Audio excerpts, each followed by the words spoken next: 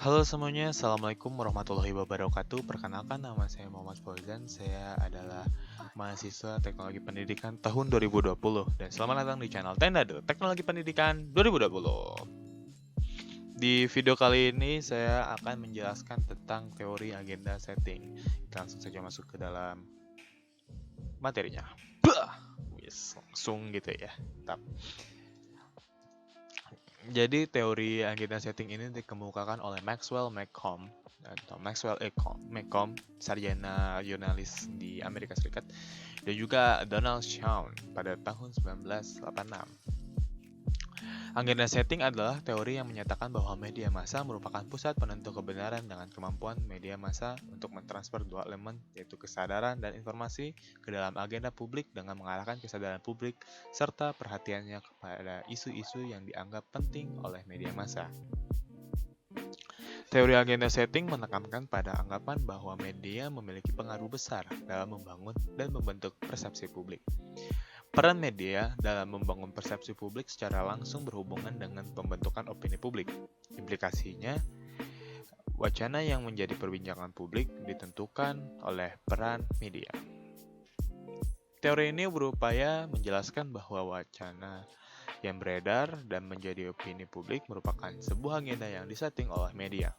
Secara spesifik, kerja para jurnalis, buzzer media, dan sebagainya adalah mendesain atau menyeting apa yang akan menjadi konsen publik. Secara eksplisit, kita sudah bisa mendeteksi signifikasi peran media dalam membentukkan wacana. Di era digital seperti sekarang ini, media online menjadi salah sarana paling ampuh yang menjadikan sebuah isu sebagai arus utama. Konsen utama teori agenda setting adalah mengungkapkan aktor-aktor baik individual ataupun organisasi yang bermain dalam pembangunan agenda. Melalui tangan-tangan terampil para pekerja media, pemerintah juga termasuk aktor yang tak jarang menggunakan media untuk mengalihkan isu yang akan diekspos oleh publik. Ada dua asumsi dasar yang mendasari penelitian tentang penentuan agenda ini. Yang pertama adalah masyarakat pers dan mass media tidak mencerminkan kenyataan. Mereka menyaring dan pembentukan isu. Yang kedua adalah konsentrasi media massa hanya pada beberapa masalah masyarakat untuk ditayangkan sebagai isu-isu yang lebih penting daripada isu-isu yang lainnya. Kita dapat merasakan ini di dalam berita-berita di televisi maupun berita-berita secara online yang dapat kita akses seperti itu. Kita masuk ke contoh kasus.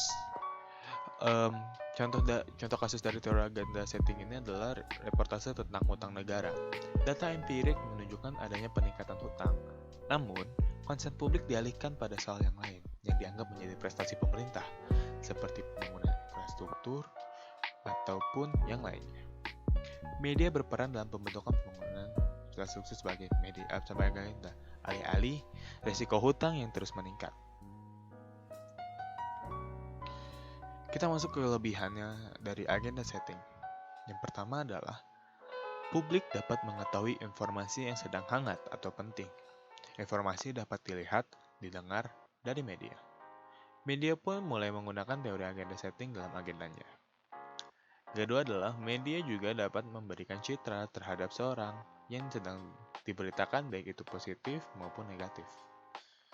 Bisa kita rasakan ketika salah satu pemilik dari sebuah televisi sedang diberitakan buruk, bahwa televisi yang dimilikinya itu bakal memberikan sebuah isu yang positif padahal dia sedang tersandung kasus negatif. Seperti itu.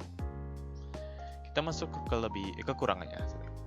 Liputan media setting seringkali tidak sesuai dengan kejadian pada realitas yang ada. Ya, kembali lagi pada pengaruh besarnya itu adalah media ingin membentuk opini publik. Jadi